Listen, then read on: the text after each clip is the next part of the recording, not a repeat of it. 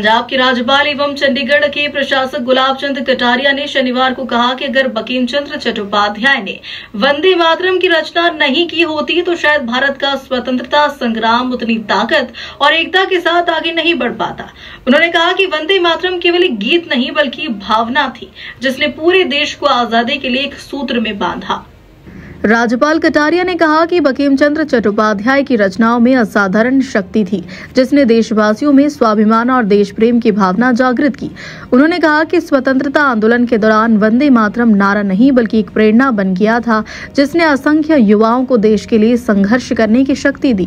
कार्यक्रम के दौरान उन्होंने युवाओं से आह्वान किया कि वे बंकिम चंद्र की रचनाओं से प्रेरणा ले और देश की एकता व संस्कृति के संरक्षण में योगदान दे। उन्होंने कहा कि आज जब हम वंदे मातरम के 150 वर्ष पूरे कर चुके हैं तब यह हमारी जिम्मेदारी है कि उस भावना को आगे बढ़ाए जिसने हमें स्वतंत्रता दिलाई। जो है अगर ये वंदे मातरम नहीं बनाता तो मैं सोचता हूँ आजादी के आंदोलन को जिस गति से उस शब्द ने सबको जोड़ लिया वो ताकत उसकी लेखनी में था और उसने उसको भारत को एक भूमि नहीं भारत को एक साक्षात माँ के रूप में प्रदर्शित करने का प्रयास किया। तो जो माँ और बेटे का जब संबंध होता है तो बेटा माँ के लिए सब कुछ करने को तैयार रहता है।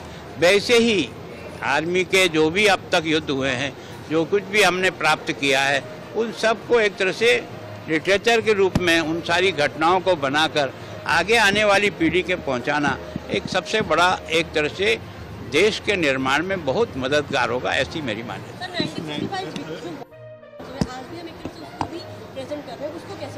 देखो 65 में निश्चित रूप से भारत ने आक्रमण नहीं किया, आक्रमण पाकिस्तान ने किया, लेकिन जब हमने उसका जवाब दिया तो उनको उल्टे पांव लौटा दिया। इसका मतलब भारत विजय हुआ।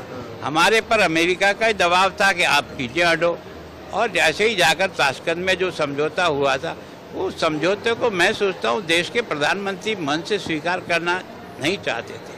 अब वहाँ क्या परिस्थिति हुई वो तो सब जांच का विषय रह गया, लेकिन निश्चित रूप से भारत की सेना ने हमेशा भारत का मान बढ़ाया। अगर हम टेबल पे हार जाते हैं तो ये हमारा दुर्भाग्य।